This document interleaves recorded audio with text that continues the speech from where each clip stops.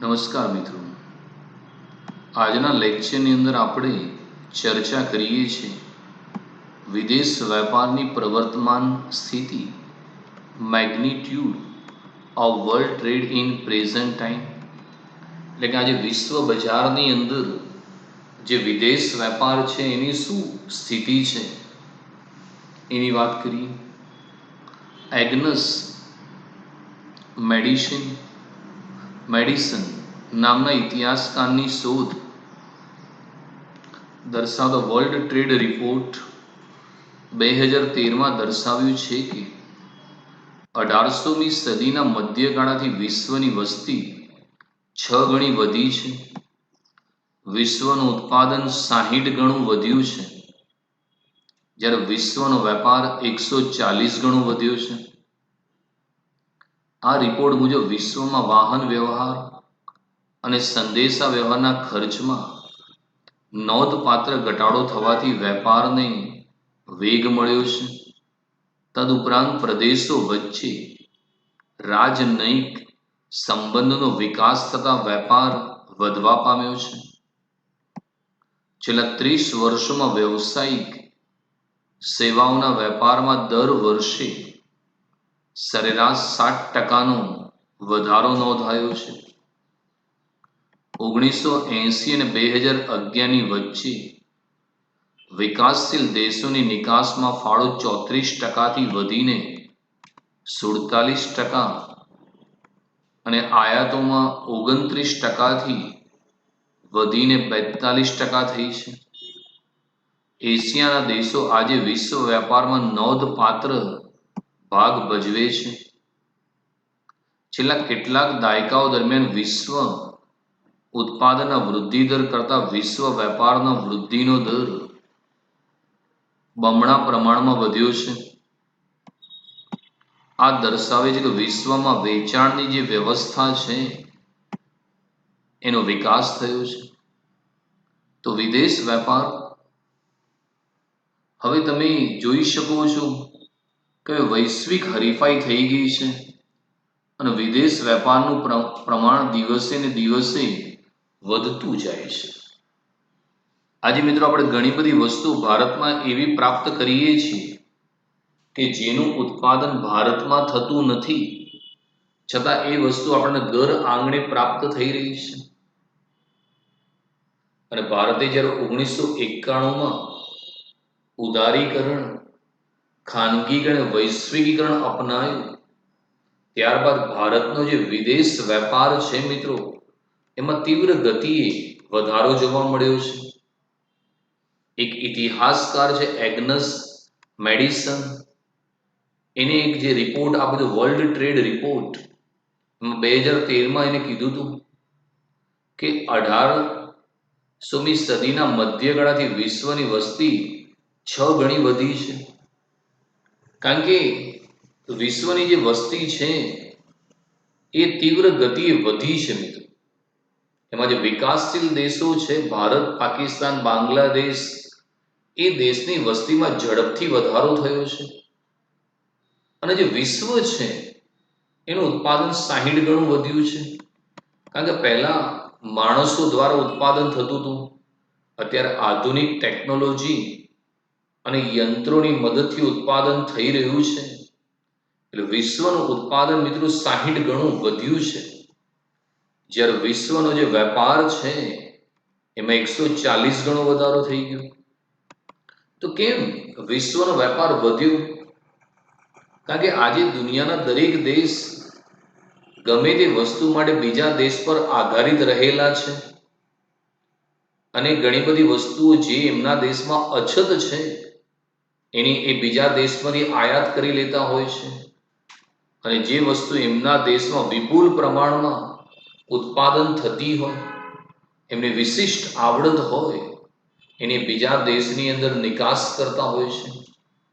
આજે ભારત છે, સોફ્ટવેર છે, સિરામિક આઇટમ છે, કાપડ છે, અનાજ છે, એની વિશ્વમાં નિકાસ કરે છે.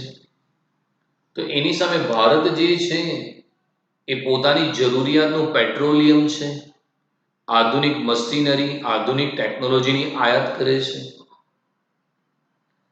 તો વિદેશ વેપાર કેમ આટલો ઝડપથી વધ્યો? એનું કારણ એ છે કે હવે મિત્રો વાહન વ્યવહાર છે એ ઝડપી બન્યો અને પ્રમાણમાં સસ્તો બન્યો. આજે મિત્રો જે વિદેશ વેપાર છે એમાં મોટા મોટા જહાજો દ્વારા થાય છે, અને જે આધુનિક જહાજ જે બન્યા એમાં મશીનરી લેટેસ્ટ છે, અને એને કારણે એ સ્પીડ પણ વધી છે મિત્રો. ઘણું બધું માલ સામાનની હેરફેર બાય પ્લેન, કાર્ગો પ્લેન દ્વારા ઝડપથી હેરફેર થાય છે, એટલે વાહન વ્યવહાર ઝડપી બન્યો. બીજું ઘણા દેશ બીજા દેશ જોડે રસ્તા મારફતે અને રેલવે મારફતે જોડાયેલા છે, એમાં પણ સ્પીડ આવી છે. બીજું સંદેશા વ્યવહાર જે છે મિત્રો એને ઘણી ક્રાંતિ લાવી. હવે સંદેશા વ્યવહાર છે એ બહુ ખૂબ ઝડપી બન્યો. આજે એક દેશ બીજા દેશને સંદેશા વ્યવહારના જે લેટેસ્ટ સાધન છે ઇન્ટરનેટ છે એના દ્વારા ઝડપથી ઓર્ડર મૂકી દે છે, અને અન્ય દેશ પણ એને ફટાફટ માલ રવાના કરી દે છે. સંદેશા વ્યવહારનો હવે ખર્ચ પણ ઘટ્યો, અને હવે ધીમે ધીમે ભારતમાં 5G પણ પ્રવેશ કરી રહ્યો છે. હવે દરેક દેશના જે રાજદૂત છે, એમ્બેસી જેને કહીએ છીએ, એ પણ એ દેશ જોડે આપણા સંબંધ સુધરે અને વેપાર થાય એ માટે સતત પ્રયત્ન કરે છે. તમે દિલ્હીની અંદર વર્લ્ડના મોટા ભાગના દેશોની એમ્બેસી ઓફિસ છે, અને તેના જે રાજદૂત છે એ ભારતની અંદર ભારત સાથે સારા સંબંધ બને અને એમનો વેપાર સારો બને માટે પ્રયત્ન કરે છે. આ ઉપરાંત ભારત પણ એ દેશો જોડે સારા સંબંધો વિકસાવે છે, જેથી વેપાર સરળ બને છે. અને છેલ્લા 3 દશકની વાત કરીએ, છેલ્લા 30 વર્ષોની વાત કરીએ, તો હવે પ્રોફેશનલ જે સર્વિસ છે એની અંદર દર વર્ષે 7% વધારો છે. વ્યવસાયિક સેવા, આમ તો તમે સેવાના અભૌતિક કહો છો, પણ હવે સેવાના ક્ષેત્રની અંદર પણ વધારો થયો છે. ભારતની પણ અંદર વિદેશની હોસ્પિટલો, શૈક્ષણિક સંસ્થાઓ, વિદેશી યુનિવર્સિટીઓ ભારતની અંદર આવતી જાય છે, અને ભારતની પણ શૈક્ષણિક સંસ્થાઓ છે બીજા દેશમાં પોતાની સેવા આપે છે. તો એ પ્રમાણ વધ્યું છે મિત્રો. બીજું ભારતની અંદર જે સંદેશા વ્યવહાર છે એમાં ભારતની ઘણી બધી કંપનીઓ બીજા દેશની અંદર પણ સંદેશા વ્યવહારની અંદર કામકાજ કરી રહી છે. તો એને કારણે આ સેવાઓની અંદર સતત વધારો થઈ રહ્યો છે મિત્રો. અને જે વિકાસશીલ દેશો છે, જે દેશની રાષ્ટ્રીય આવક અને માથાદીઠ આવક નીચા છે, એ વિકાસશીલ દેશ છે મિત્રો. ભારત એ વિકાસશીલ દેશ છે. પાકિસ્તાન, બાંગ્લાદેશ, નેપાળ છે, આ બધા વિકાસશીલ દેશો છે. પણ ધીમે ધીમે આ જે વિકાસશીલ દેશો છે મિત્રો, એ પણ પોતાની જે નિકાસ છે એ વધારી રહ્યા છે. તો વિકાસશીલ દેશો છે એનો ફાળો 34% હતો, એ વધીને 47% થયો છે. પણ એની સામે એ દેશે વિકાસ કરવા માટે જરૂરી યંત્ર સામગ્રી, ટેકનોલોજીની આયાત કરવી પડશે, અને એ આયાતો પણ વધી છે મિત્રો. 29% થી વધીને 42%. મતલબ વિકાસશીલની નિકાસ પણ વધી છે, એની સામે આયાત પણ થઈ છે. જેમ કે આજે ભારત પોતાની જરૂરિયાતનું પેટ્રોલિયમ સાઉદી અરેબિયા પાસેથી આયાત કરે છે, બદલામાં ઘઉં અને ચોખાની નિકાસ કરે છે. ભારતમાં ઘણી બધી ફેક્ટરીઓ છે, યંત્રો છે, એની આપણે બીજા દેશમાંથી આયાત કરીએ છીએ. એની સામે કાપડ છે, સિરામિક આઇટમો છે, સોફ્ટવેર છે, એની આજે નિકાસ કરી રહ્યા છે. એશિયાના જે દેશો છે મિત્રો, હવે ધીમે ધીમે વિદેશ વેપારની અંદર એક નોંધપાત્ર ભૂમિકા ભજવતા જાય છે. એમાં ભારત જે છે એ ખૂબ જ ઝડપથી વિકાસ કરતો દેશ બન્યો છે, કારણ કે હવે ભારતનો વિદેશ વેપાર છે એ પણ વધતો જાય છે. છેલ્લા કેટલાક દશકની વાત કરીએ તો વિશ્વમાં જે ઉત્પાદનનો જે વૃદ્ધિ છે, જે ઉત્પાદન એટલે કે પ્રોડક્શનમાં વૃદ્ધિ થવી જોઈએ, એની સરખામણીમાં જે વિદેશ વેપાર છે એ બમણા દરે વધ્યું છે. એનું કારણ એ છે કે અત્યારે દરેક દેશ બીજા દેશ જોડે સારા સંબંધો બનાવી રહ્યું છે અને પોતાની વસ્તુ બીજા દેશના બજારમાં જાય એવા સતત પ્રયત્ન કરી રહ્યું છે. વિવિધ સમયગાળાઓ દરમિયાન વિશ્વ વેપારનો વાર્ષિક સરેરાશ વૃદ્ધિ દર 1950 થી 1973 દરમિયાન વિશ્વ બજારની અંદર વૃદ્ધિ દર 7.88% હતો, જે 73 થી 85 ની અંદર 3.65% થયો. આપ જોઈ શકો છો કે એની વચ્ચે એ ઘટાડો થયો છે. 1985-96 ની અંદર 6.55% સરેરાશ વૃદ્ધિ દર જોવા મળ્યો છે. 96 થી 2000 ની અંદર 6.89% વૃદ્ધિ છે. 2000 થી 2011 ની અંદર 5% વૃદ્ધિ છે. જ્યારે 2005 થી 2016 ની અંદર 2.8% દરે વૃદ્ધિ થઈ રહી છે. દરેક દેશ આજે વિશ્વ વેપારની અંદર પોતાનો હિસ્સો વધારી રહી છે. શરૂઆતના સમયની અંદર જે વિકાસશીલ દેશો છે એનો વૃદ્ધિ દર ખૂબ જ ઊંચો જોવા મળ્યો. આપ જોઈ શકો છો 50 થી 73 માં 7.88% હતું. 73 થી 85 માં એ ઘટીને 3.65, 85 થી 96 દરમિયાન 6.55%, 96 થી 2000 માં 6.89%, 2000 થી 2011 માં 5%, 2015 થી 16 માં 2.8%. તો આના આધારે મિત્રો આપણે વિદેશ વેપારની સ્થિતિ વિશે એક અનુમાન લગાવી શકીએ છીએ. મિત્રો હવે વાત કરીએ છીએ વિશ્વના જે વેપાર છે એમાં ભારતનો શું હિસ્સો છે. India share in global trade.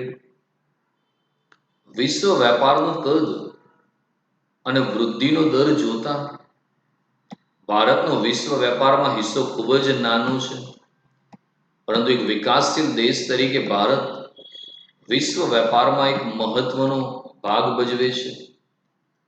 ભારતની પોતાની નિકાસો વધી છે, તેમજ જીડીપીમાં નિકાસનો જે ફાળો છે એ વધ્યો છે. નિકાસના પ્રમાણમાં નોંધપાત્ર વધારો થયો હોવા છતાં ભારતની આયાતો તેની નિકાસો કરતાં વધુ પ્રમાણમાં વધે છે. આયાતોનું જીડીપીનું પ્રમાણ નિકાસો કરતાં વધુ છે. વધતી આયાતો છે એનું અર્થઘટન એવું થાય છે કે ભારતની વૃદ્ધિ અને વિકાસ સારા એવા પ્રમાણમાં થાય છે, જેથી વિકાસ માટેની આયાતોનું પ્રમાણ વધ્યું છે. ભારતને આવી આયાતો કરવાનું પોસાય છે. વધતી નિકાસનો અર્થ એ થાય છે કે ભારતની વિશ્વ કક્ષાએ સ્પર્ધાત્મક કિંમતોએ સારી ગુણવત્તાવાળી વસ્તુઓ અને સેવાઓનો નિકાસલક્ષી જથ્થો ઉત્પન્ન કરવાની ક્ષમતા વધી છે. 2014-15માં વિશ્વના કુલ વેપારમાં ભારતના વેપારનો હિસ્સો 2.07% રહ્યો હતો. તો આજે જે વિશ્વ વેપાર છે એની અંદર મિત્રો જે વિશ્વનો વેપાર છે એનું કદ જો જોઈએ, એની સાઈઝ જોઈએ અને વિદેશ વેપારનો વૃદ્ધિ દર જોઈએ તો અન્ય દેશોની સરખામણીમાં ભારતનો વિશ્વ વેપારની અંદર હિસ્સો ખૂબ જ નાનો છે. કારણ કે આજે વર્લ્ડમાં જે ટોટલ વેપાર થઈ રહ્યો છે એનો માત્ર ભારતનો હિસ્સો 2.07% છે. એ ખૂબ ઓછો કહી શકાય. પણ મિત્રો ભારત એ આજે એક વિકાસશીલ દેશ તરીકે ધીમે ધીમે વિશ્વ વેપારની અંદર પોતાની અગત્યની ભૂમિકા ભજવતો જાય છે. અગાઉની જે તુલના છે એની સરખામણીમાં ભારતની મિત્રો જે નિકાસો છે એ પણ વધી છે મિત્રો. અને આપણા નિકાસોનું પ્રમાણ બદલાયું છે.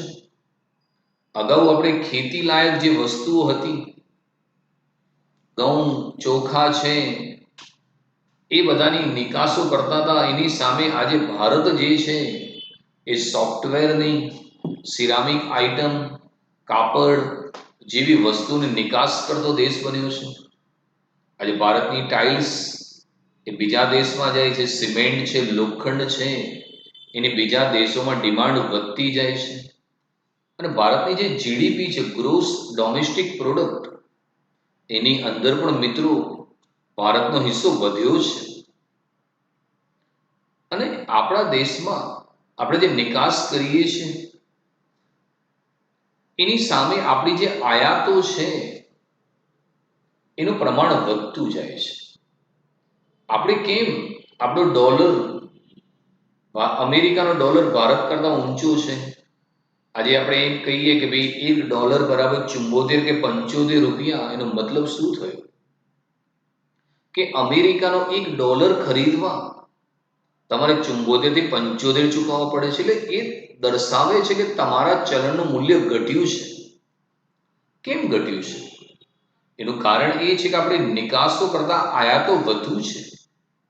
તમે જેમ જેમ આયાત કરશો, તમારે ચૂકવણી જે તે દેશના ચલણમાં કે અમેરિકન ડોલરમાં કરવી પડશે.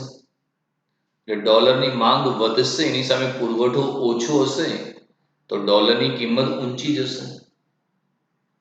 પણ અત્યારે આયાત એટલા માટે જરૂર છે કારણ કે ભારતે નવી ટેકનોલોજી અપનાવી છે, નવા સંશોધન કરવા છે. તો એ માટે જરૂરી ટેકનોલોજીને યંત્રોની આયાત કરવી જરૂરી છે. અને આપણે જે આયાતો વધી રહી છે એનો મતલબ શું થયો? કે ભારતની વૃદ્ધિ અને વિકાસ સારા પ્રમાણમાં થાય છે. કારણ કે જો તમારે વિકાસ કરવો હોય તો વિદેશની લેટેસ્ટ વસ્તુ તમારા ત્યાં લાવવું પડશે. તમારા ઘરમાં મિત્રો તમારે ઝડપથી આગળ વધવું છે, જીવનશૈલી સુધારવી છે, તો તમે પણ જૂના ટીવીની જગ્યાએ નવા ટીવીની માંગ કરશો, એસીની માંગ કરશો, નવા રેફ્રિજરેટરની માંગ કરશો, વોશિંગ મશીનની માંગ કરશો. અને તમે જુઓ મિત્રો, છેલ્લા કેટલાક વર્ષોની અંદર ભારતમાં ઇલેક્ટ્રોનિક વસ્તુની માંગ વધતી જાય છે. તો એ જરૂરી છે. કારણ કે જો તમે આયાત નહીં કરો, જેમ કે પેટ્રોલિયમ, હવે જો પેટ્રોલિયમ આપણે આયાત જ ના કરીએ તો ભારતના અર્થતંત્રમાં માઠી અસર થાય. ટ્રાન્સપોર્ટેશન જે છે એ ટોટલ બંધ થઈ જાય. એટલે વિકાસ માટે આયાતો પણ જરૂરી છે. આપણે આયાત એટલા માટે કરી શકીએ છીએ કે નિકાસ દ્વારા આપણે હુંડિયામણની કમાણી કરીએ છીએ અને ત્યારબાદ એની ચૂકવણી કરીએ છીએ, જેથી આપણને પોસાઈ શકે છે. અને ભારતની જે નિકાસ છે એ નિકાસનું પ્રમાણ હવે દિન પ્રતિદિન વધે છે. તો કેમ નિકાસ વધી રહી છે?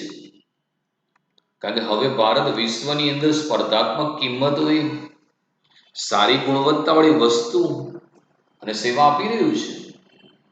ભારતમાં ટાટા, જેની TCS કંપની છે, ટાટા કન્સલ્ટન્સી સર્વિસ, વિપ્રો, ઇન્ફોસિસ, આ મિત્રો લેટેસ્ટ સોફ્ટવેર બનાવે છે અને અન્ય દેશોની સરખામણીમાં એની કિંમત નીચી છે, ક્વોલિટી હાઈ છે, એ નિકાસ થાય છે. રિલાયન્સની ઘણી બધી વસ્તુઓની અન્ય દેશોમાં નિકાસ થઈ રહી છે. તમે જો કોરોના વેક્સિનની વાત કરીએ તો બીજા દેશની વેક્સિન 2803,000ની છે, એની સામે ભારતે 200 રૂપિયામાં ફક્ત તૈયાર કરી. તો આજે દુનિયાના ઘણા બધા દેશોમાં ભારત કોરોના વેક્સિનની નિકાસ કરી રહી છે.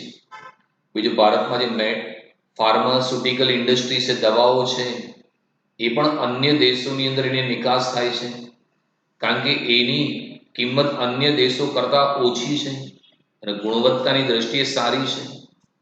સાઉથ આફ્રિકાના ઘણા બધા દેશોમાં ભારતની જ દવાઓ વેચાય છે. ભારતનું જે કાપડ છે એ એમના દેશોમાં ચાલે છે.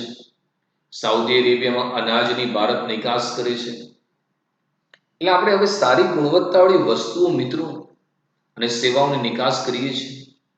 તેમ છતાં આજે વિશ્વનો જે ટોટલ વેપાર છે મિત્રો, એમાં ભારતનો હિસ્સો 2.07% રહ્યો હતો. હવે વાત કરીએ વિશ્વની કુલ નિકાસોમાં ભારતની નિકાસોનો ટકાવારી હિસ્સો, 2005ની અંદર વિશ્વની મિત્રો કુલ જે નિકાસો હતો એમાં ભારતનો ટકાવારી હિસ્સો માત્ર 0.9 હતો અને ભારતનો ક્રમ 29મા ક્રમે હતો. 2010માં ભારતે બહુ જ સારી પ્રગતિ કરી છે મિત્રો, અને વિશ્વની કુલ નિકાસમાં આપણો હિસ્સો 1.5% થયો અને આપણો ક્રમ 19મો થયો છે. 2012માં વિશ્વની કુલ નિકાસમાં ભારતનો હિસ્સો 1.6% અને ભારતનો ક્રમ 19મો રહ્યો છે. 2013માં વિશ્વની કુલ નિકાસમાં ભારતનો હિસ્સો 1.7% અને નંબર 19મો રહ્યો છે. 2014ની અંદર વિશ્વની કુલ નિકાસની અંદર ભારતનો હિસ્સો 1.7% અને નંબર 19મો રહ્યો છે. એટલે એ બતાવે છે મિત્રો કે વિશ્વની અંદર જે છે એની અંદર ભારતનો જે હિસ્સો છે એનું પ્રમાણ વધ્યું છે મિત્રો, અને ભારત વિશ્વની અંદર ઝડપથી વિકાસ કરતો દેશ છે. અહીંયા સ્પષ્ટ તમે જોઈ શકો છો કે વિશ્વની જે કુલ નિકાસ છે એની અંદર ભારતનો ટકાવારી હિસ્સો મિત્રો વધ્યો છે. કારણ કે 2005માં આપણો માત્ર 0.9 હતો, એની સામે આખા વર્લ્ડમાં નિકાસમાં આપણો 29મો ક્રમ હતો. એની સામે 2010માં 1.5%, 12માં 1.6%, 13માં 1.7%, 14માં 1.7%. જોકે અહીંયા ભારતનો ક્રમ 19મો રહેવા પામ્યો છે.